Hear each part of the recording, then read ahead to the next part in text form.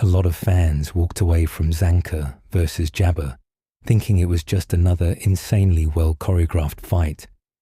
And yeah, it absolutely was, but I think that's selling it way too short. This fight wasn't really about who was stronger. It was about what happens when someone who spent their entire life trying to prove themselves finally runs into someone who doesn't care about proving anything at all. Jabba wasn't trying to become stronger for a goal. He fought because he loved the chaos. Zanka fought because every victory meant something to him. When we finally get Zanka's backstory, everything starts making way more sense. He wasn't born as some once-in-a-generation genius. He was the definition of average. He trained harder than almost everyone around him, constantly trying to catch up to naturally gifted people like Hio.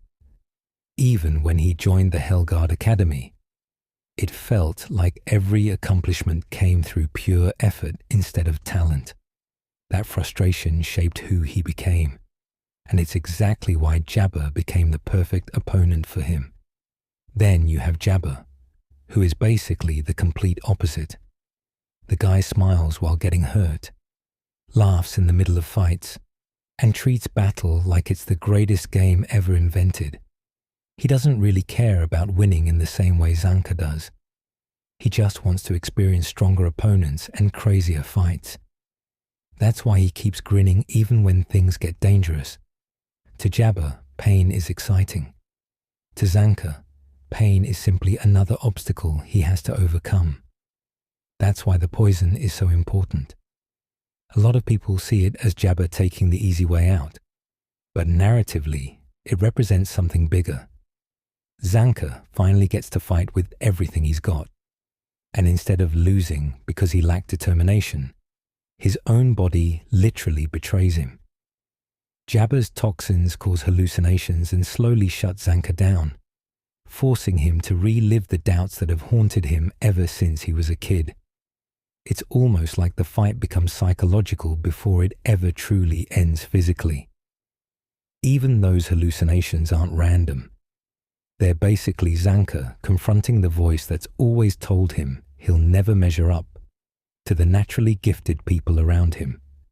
Throughout his memories, you can see how badly he wanted recognition and how much pressure he put on himself.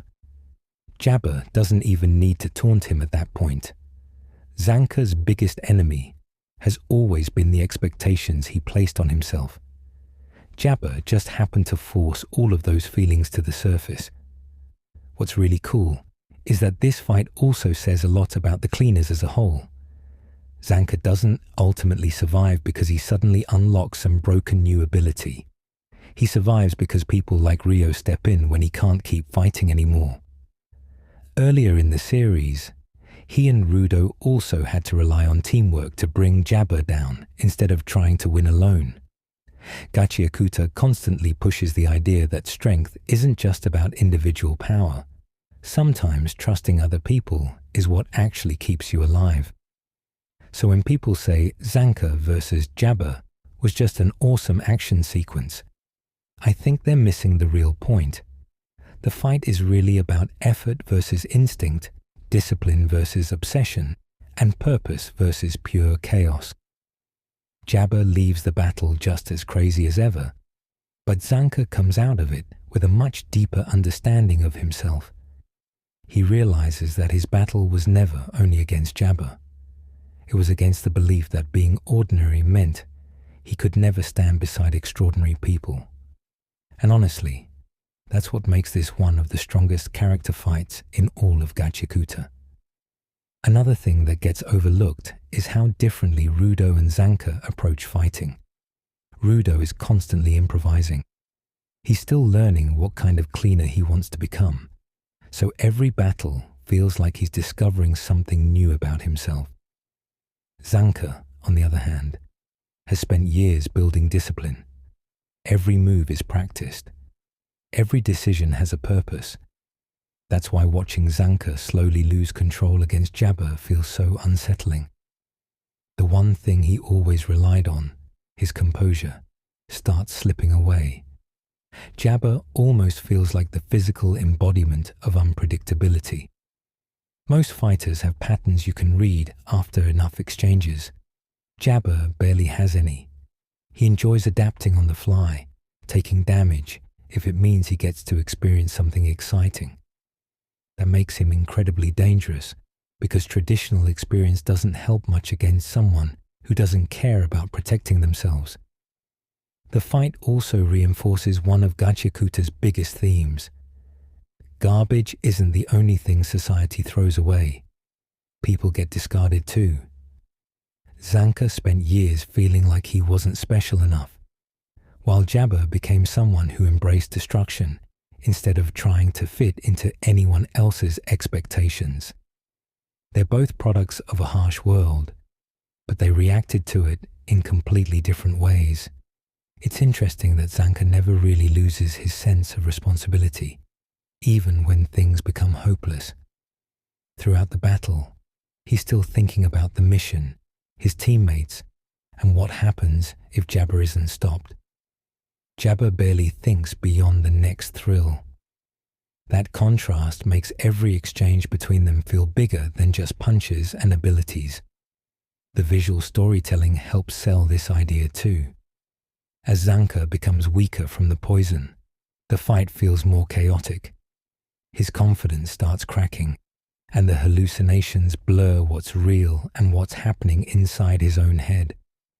Instead of simply showing someone getting physically overwhelmed, the series lets the audience experience how mentally exhausting the battle has become. One reason Jabba laughing over Zanka's body hit so many readers is because it completely shatters the expectation that the hero always gets the emotional payoff. Normally, after a long flashback, you'd expect the character to stand back up and win. Instead, Gachiakuta flips that expectation on its head. Jabba laughs because, to him, the fight was fun. He has no respect for dramatic moments or emotional victories. That moment also reminds everyone just how dangerous the Raiders really are. Up until then, it's easy to think the cleaners can eventually overcome anything if they fight hard enough. Jabba proves that's not always true. Sometimes your opponent is simply terrifying, and surviving is the best outcome you can hope for. You can even see how much this experience changes the people around Zanka. Watching someone as dependable as him nearly die forces everyone else to realize that nobody is untouchable. It raises the stakes for every future battle because readers no longer assume the experienced cleaners will always be okay. This is also one of the reasons Jabba became such a fan-favorite villain. He's entertaining, but he's also incredibly unsettling. You never really know what he'll do next, because his decisions aren't driven by logic or ambition. They're driven almost entirely by excitement. That unpredictability keeps readers nervous every time he appears. For Zanka, though, the fight becomes a turning point. Strength alone wasn't enough. Experience wasn't enough. Determination wasn't enough. He learns that there are enemies who can't simply be beaten by trying harder. Sometimes you need your teammates, a different strategy, or even a little luck just to survive. Looking back, it's kind of amazing how much character development is packed into one fight. On the surface, it's a fast-paced battle with incredible artwork, but underneath it explores insecurity, self-worth, teamwork, trauma, and the difference between fighting for something and fighting because you enjoy violence. That's probably why people still talk about this fight long after finishing those chapters. The action is memorable, but the emotional impact is what sticks. Zanka isn't remembered because he threw the strongest attacks. He's remembered because readers finally understood everything he'd been carrying long before he ever crossed paths with Jabba. In the end, Zanka versus Jabba isn't really asking who would win in a fight. It's asking what kind of person survives in a world as brutal as Gachiakuta.